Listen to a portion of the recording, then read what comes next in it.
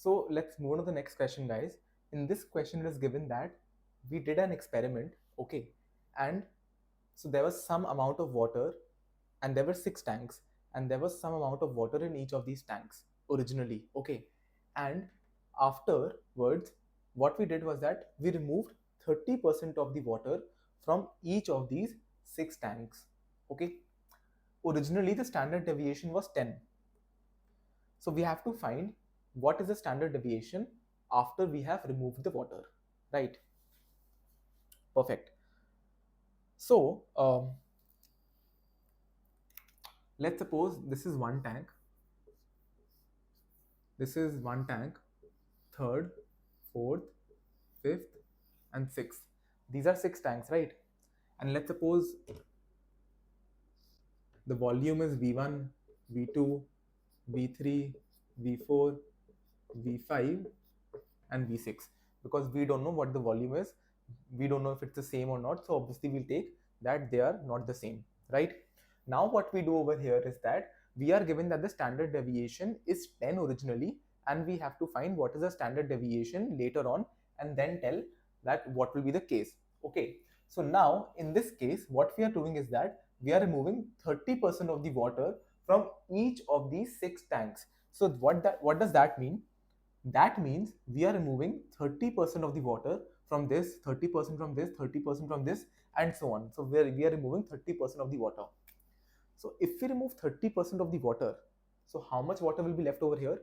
If initially the water is V1, the volume is V1, then later on the volume will be V1 minus 30 upon 100 into V1, right? Because we remove 30% of the water. 30% of the water means 30% of V1. So this is the volume which will be left. So how much is this? This is 7V1 by 10, right? So this comes out to be 7V1 by 10. Similarly, this will come out to be 7V2 by 10. This will come out to be 7V3 by 10, right? This will come out to be 7V4 by 10, and so on, right? This will be 7V5 by 10, this will be 7V6 by 10. So now the volume of the tank V1 is this much, the volume of the tank second is this much, the volume of the third tank is this much, right? So now what I want you to see over here is that you can look at it as a set. For example, initially the set S is equals to V1, V2, V3, V4, V5, V6. This was the set, right? If the set is the volume of the tanks, so this was the set V1, V2, V3, V4, V5, V6.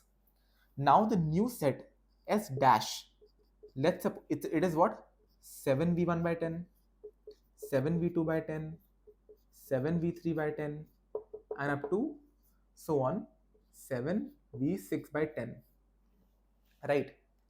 So basically what did we do? We multiplied 7 by 10 in this, and we obtained this, right? Because if you multiply 7 by 10 in each of the element, you will obtain this, right? Also, we know the standard deviation for this. Originally, the standard deviation was 10, meaning the standard deviation for this, the standard deviation is equals to 10, right?